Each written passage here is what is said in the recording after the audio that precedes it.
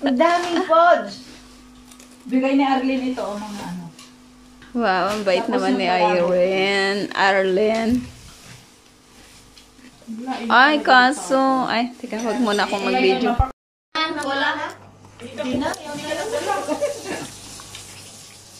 Ako din, Lola, be. Ha? Yung ano, pampatulog? Sige. Good night. Good night, wala?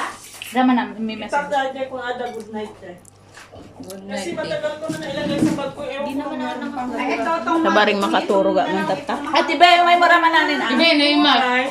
Naranasan ko yun, yung ano, may humahabol sa akin, hindi ako makatakbo. Siya kung naranasan ka, di umata, tapos biglang bumaba.